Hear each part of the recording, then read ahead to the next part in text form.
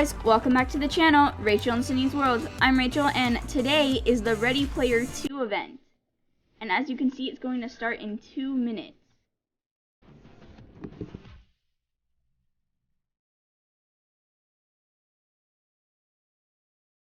Hey, Baszucki, CEO, founder of Roblox, and I'm here with Cline. Hey, Ernie. Hey, good to see you, man. Yeah, it's been a couple years. Last time we were together, we were hanging at South by Southwest talking about your first book, Ready Player One. But today it's Ready Player Two, and we're celebrating the publication in the U.S. and the U.K. I think it's safe to say this is probably the most highly anticipated fiction book of 2020. It's clearly on track to be a massive hit. I've read it. I'm blown away. It's worth it. It's worth the wait. I'm excited for people to finally get to read it. With Ready Player 2, we're going to see a lot of great stuff. There's another quest. There's some technical advancements that Halliday left for Wade that could change a lot of things. We've got a lot of action. I think, it's not just the future of the Oasis, it's even a bigger future at stake. Because you're a visionary and you're thinking about VR all the time, I think there may be even hints and advancements there. So there's a lot in this thing coming. It's lots happened since I wrote the first book. I sold it back in 2010, so it's been 10 years, and the whole landscape of VR has changed since then. So there was a lot to take into consideration when I was Ready Player 2. The event we did on Roblox in 2018 had 13 million people participate. I think it's fair to say this is going to be even bigger. That first Roblox event was amazing, and I heard about it from people all around the world who were excited about it. And my eldest daughter, had been playing Roblox for years, so it was really exciting to have Ready Player One take over her favorite game for a while and have her compete in the contest. I warned her she couldn't win, which disappointed her, but she still had fun participating. Yeah, I think when we talked at South by Southwest, you hinted a little about your daughter. I'm flattered to hear she's hanging on Roblox in the midst of all that's going on right now. So thank you for sharing that with us. It's been a huge boon for, I think, kids everywhere.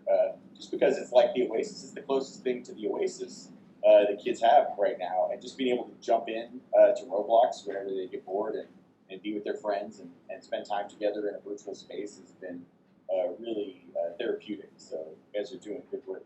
So hey, you're making history with Ready Player 2. Let's roll back to Ready Player 1 because you captured the imagination, I think, of just so many people from so many walks of life. And there was a movie that came out of that, which was also incredible. Does anything stand out for all of us that fantasize about making movies and being in the movies and working with Spielberg? Does anything stand out from that experience for you? Well, the whole experience stands out. This past year I've kind of been living in my memories of it because I've been in quarantine for a big chunk of the year. I've spent a lot of time thinking about what a great year 2018 was and how it just exceeded all my expectations. Really what you imagine making a movie with Steven Spielberg is it's really like that. It's like a dream come true, and I got to see so many things that were in my book, brought to life, including the stacks, like this idea of stacked trailers that I had built in my imagination ended up getting built for real. So that stands out to me. I remember driving towards Leavesden Studio in London and seeing the stacks on the skyline for real, and engineers had built this thing that I had just imagined. When you have this in your imagination and then all of a sudden you see it in the movie in real life, how does that feel? Was it at the point of your imagination, beyond your imagination? Like, how do the two line up there? Well, in my imagination, I drill down into all the minute details the way that they do when they make a movie. You have to dress the sets and imagine everything. So I could walk up into any one of these stacks of trailers and go into any trailer, and the whole trailer, looked like somebody lived there. And people were living there. For the few days that we were shooting in the stacks, it was filled with extras who were all, dressed like it was 2045. It was just incredible. It was really a surreal experience. It felt like a dream kind of the whole time I was there. So even looking back on it now, I have to remind myself that all really happened.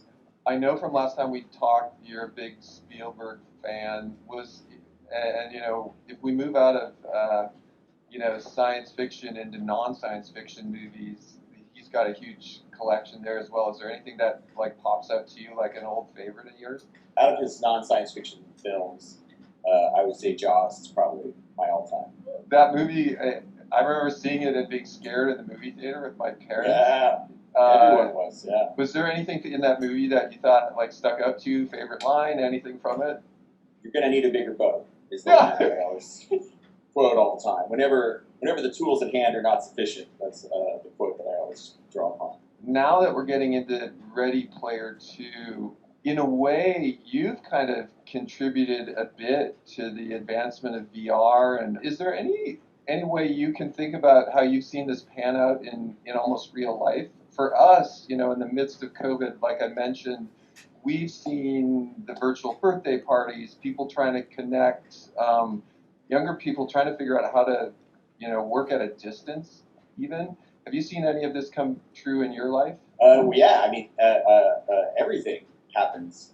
Even the news anchors and every host of late night television. Everybody's having to do everything from home, virtually through the internet, including my daughter who's going to school online, and then also in the evenings she'll hang out with her friends in Roblox and spend time in a virtual space there.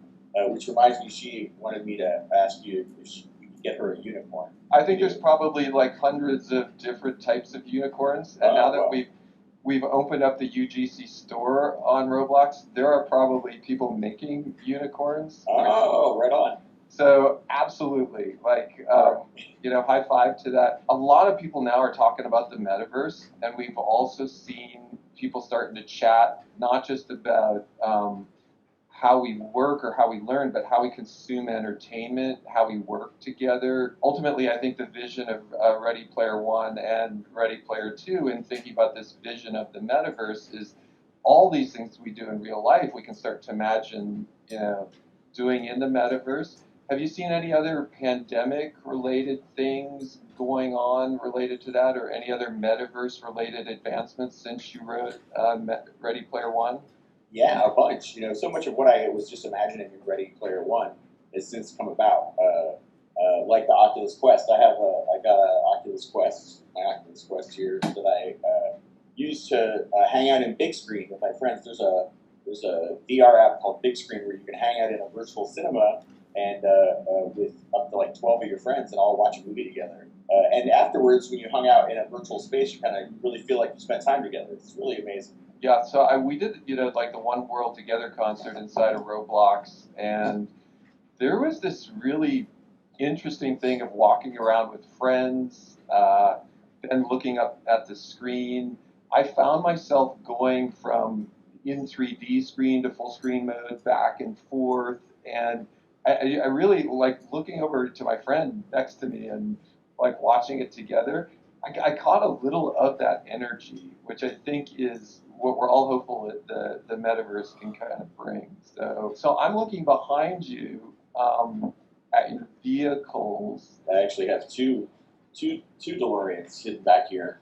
So this is my garage where I come for inspiration. When I was just out of high school, I had a 1969 Pontiac Firebird, 400 cubic inch V8, 4-speed. I know DeLorean is like super favorite for you. Do you use the DeLorean? Like, how often do you drive it? I like to take this car out every night between usually like 8 and 10 o'clock and listen to 80s music and just like recharge my creative batteries. And whenever I take it out, it always makes people happy. When they're seeing the car, usually somebody's seeing the DeLorean for the first time and they've never seen a time machine in person. So it's like a traveling happiness mobile. One thing I'm curious about, those DeLoreans, are they stock, or have you had to like modify the engine or anything to keep them going?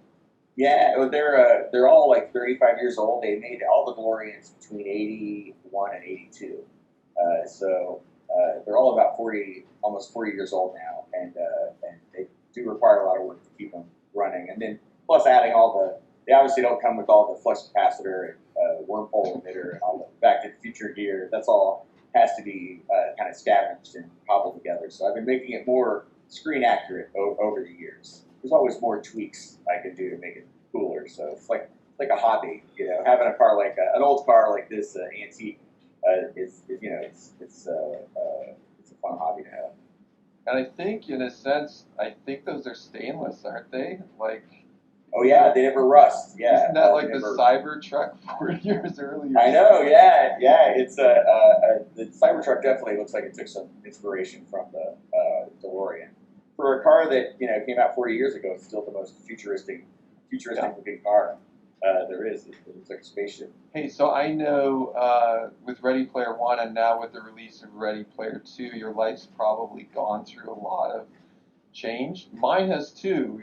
There was this time before, in the early days of Roblox, it was Eric and me, like two of us, just working on this thing, and then Matt and John joined us, and that was very different for me. That was going in, writing code every day, quiet office. My life's completely different now, and now we have hundreds and hundreds of great people that all work together. How about you? Like, has your life changed?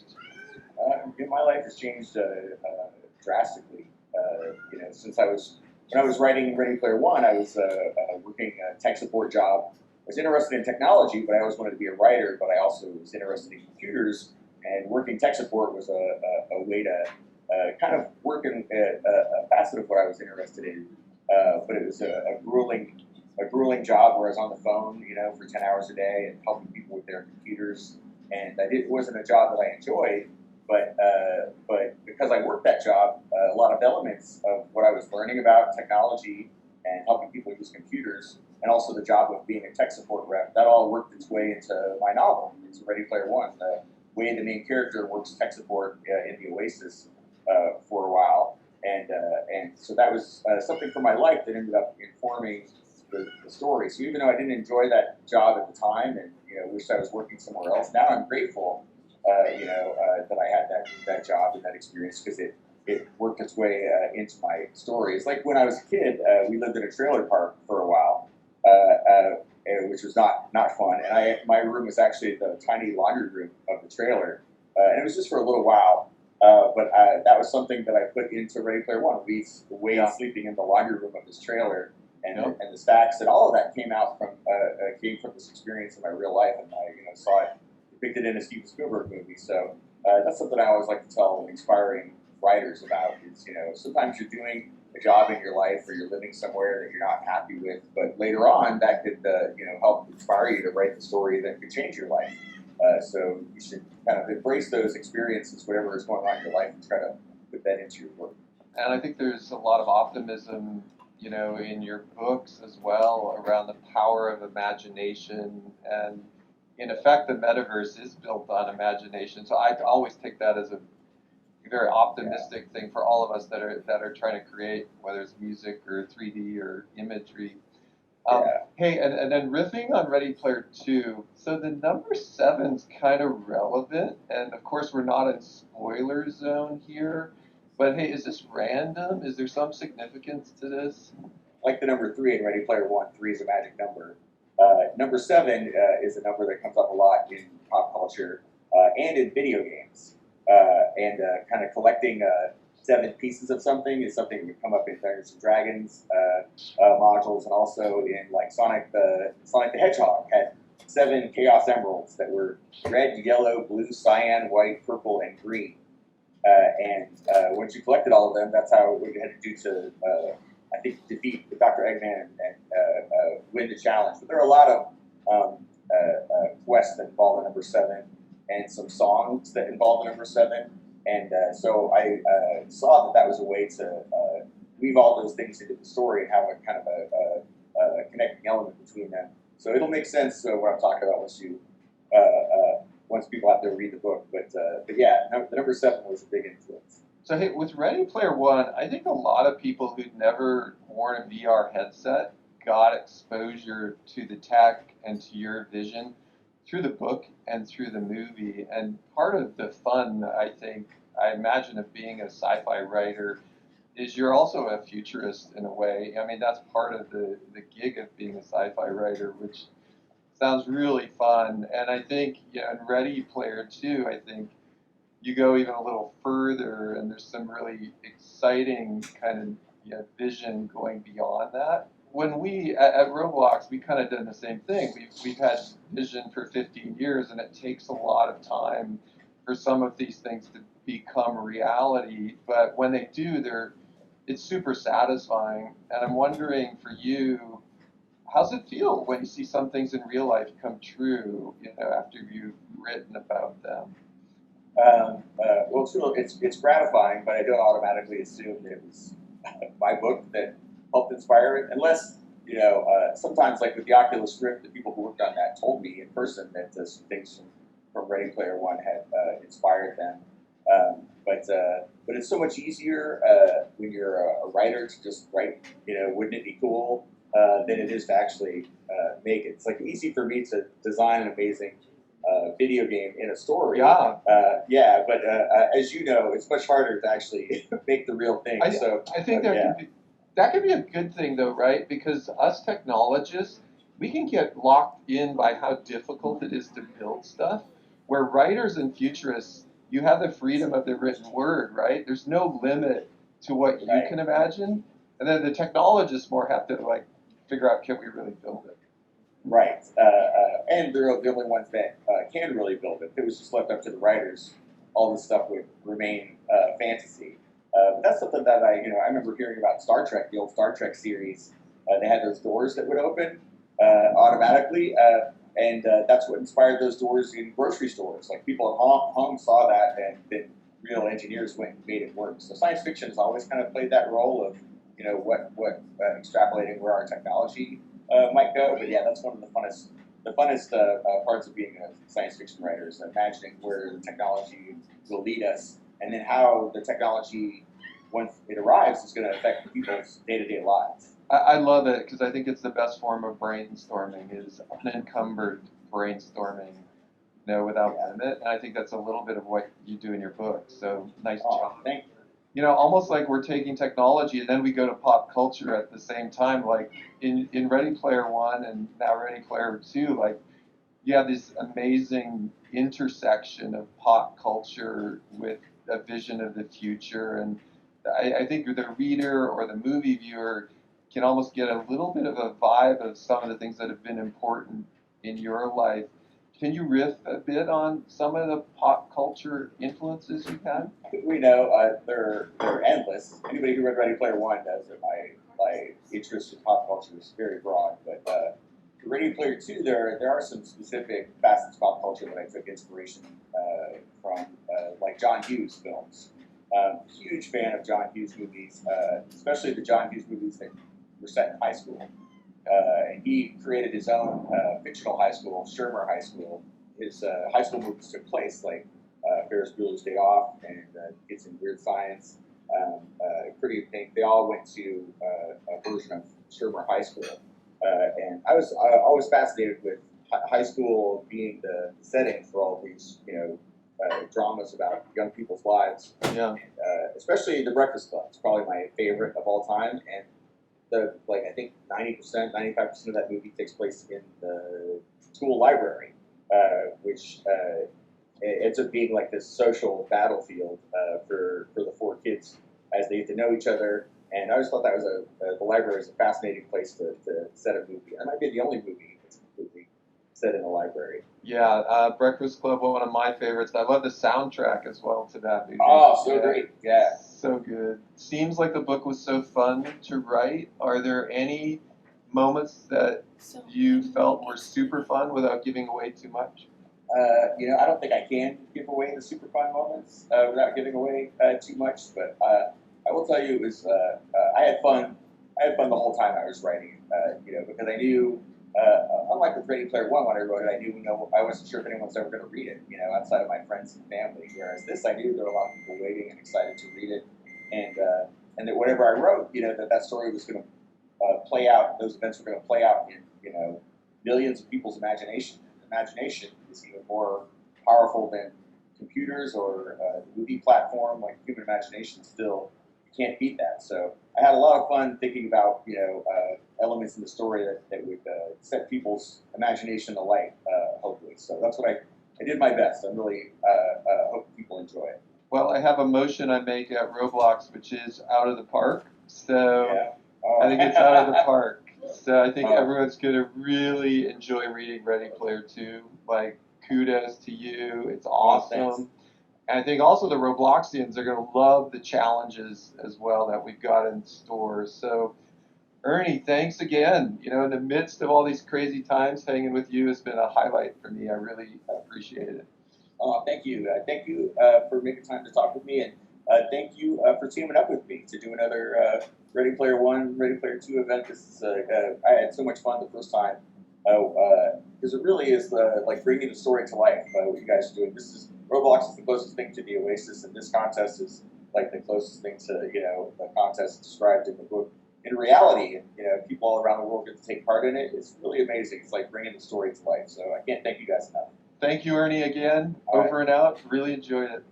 All right. Thanks, Dave. Okay, guys, so that was the Q&A, and it was awesome. Thanks for watching. Don't forget to subscribe to Rachel and Sydney's World. Bye.